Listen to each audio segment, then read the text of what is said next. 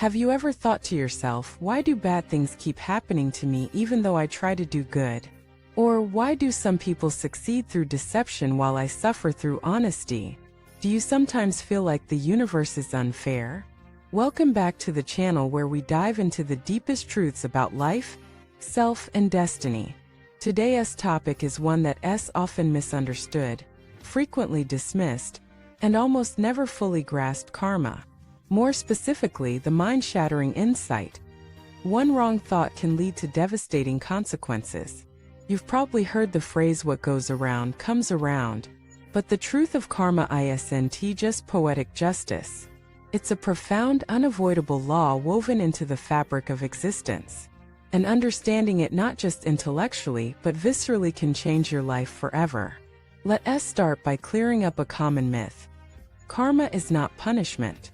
It's not a cosmic scoreboard where you're being judged. Karma is causality. It's the ripple of every intention, every thought, every word, every action. Like a seed planted into the soil of reality, destined to sprout at the right time unless you're aware enough to uproot it first. And here's where it gets intense. Karma doesn't wait for action. The moment a thought arises, even if it's never spoken, never acted upon, it becomes a cause. And every cause has its consequence. So that brief moment when you thought, I hope they fail, it mattered. That silent resentment you held toward someone who hurt you, it mattered. That flicker of jealousy you tried to ignore, it mattered. Because karma operates on the level of energy, not just behavior. Your outer world is merely a reflection of your inner world, magnified through time and relationship. Let me tell you a story. A monk, young and irreverent, once laughed at an elder's chanting. He said the old man sounded like a barking dog. Just a joke, a whisper, a moment of immaturity. But in his next life he was reborn as a sickly white dog, roaming in pain and isolation until he encountered a temple once again, and began the long journey of redemption. What does this mean? It means the universe is not watching to punish, but it is responding. Always, without bias, without delay. One wrong intention, one seed of arrogance, malice, or pride. That's all it takes. Because energy doesn't lie. And karma doesn't forget. But here's the beauty. This law cuts both ways. One moment of kindness, even if unseen, heals. One silent prayer for someone you resent heals. One tear of genuine remorse heals. You are not just the victim of your karma. You are the author, the editor, the publisher. Which is why awareness is your greatest power. Let us go deeper. Most people think karma is about actions, doing good deeds to cancel out the bad. But that's still ego-based. If I do this, maybe I'll get that. That's not karma. That's bargaining. True understanding of karma is this. You become aware of what you're planting moment by moment. You take responsibility for your inner atmosphere. It's not about appearing good. It's about being clean on the inside. Because if your thoughts are filled with hidden agendas, superiority, control, guilt, or manipulation, no amount of charity will shield you from the storm you're brewing inside. And this is why spiritual masters emphasize purity of mind, not just behavior. The Buddha said, with our thoughts we make the world. So ask yourself, what kind of world are your thoughts building? Every day, every moment, every thought, what are you creating? A world of fear, a world of envy, a world of scarcity, or a world of trust, gratitude, compassion?